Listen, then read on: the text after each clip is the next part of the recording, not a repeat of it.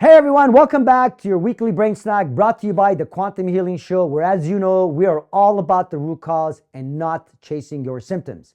Every week we bring you a new topic. This week's topic: can foods literally tell us what's missing in our bodies, emotionally, mentally, physically? Stay tuned.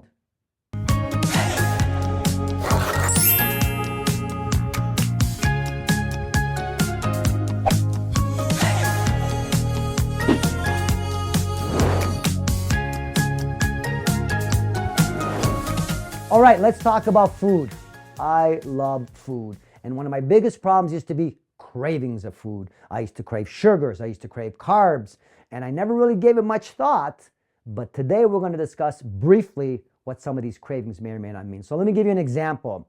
When someone generally craves carbohydrates, that's probably a sign and can be a sign of an increase in fungus in the body. When someone's craving sugars, for example, that can generally be an increase in yeast and bacteria in the body. So if you crave sugar all the time, it's not you, it's your gut, and it's the little buggers in there. And the more you feed them, the more they want. So you've got to get rid of the bugs, and then you can get rid of those cravings. But I want to go through some other cool ones I wrote down before we started this video. And here you go, guys. Crunchy foods can sometimes cross across as someone who's missing or has anger. So if you feel anger and you're eating a lot of crunchy foods, there's probably a correlation there. Salty foods we generally associate to fear, because salty foods make the body want to retain more water, which talks to us about the adrenals, and that has to do with fear because that organ correlates to the emotion of fear. High gluten and wheat, something we all have a lot of in our lives, maybe too much. Comfort and safety. When people eat a lot of those, they're looking for comfort and safety, right? When we're talking about sugars, sugar can have to do with self-fulfilling. We're trying to fulfill something as well, aside from what I said earlier as well. Dairy, love, comfort, and family, usually when we're craving those type of foods, right? And then when we get into chocolate, it could be sexual drive. Dark chocolate could be missing magnesium, the body craving something as well.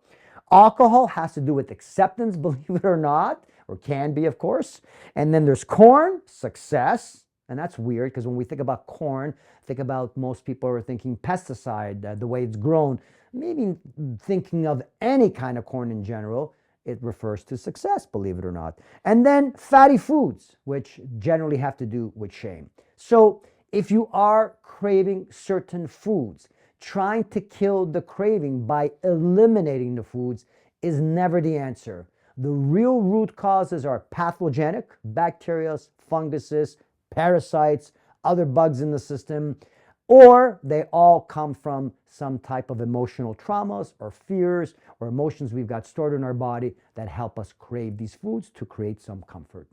So there you have it. Foods are telling us a lot, especially when we crave them. In human physiology, we should have technically no cravings. I love sugar and I love sweets, but there are no cravings for them. And that goes for foods like carbohydrates, whereas in the past, they were easily craved. Anyways, folks, thank you for watching this video today. Those are some of the foods and what exactly they mean. Remember to please hit the like button, hit the subscribe button, and hit the notification button so we can get more of this education out there. Once again, this is your weekly brain snack brought to you by the Quantum Healing Show, where, as you know, we're always about the root cause and not chasing your symptoms. Have a wonderful week, and we'll see you next week.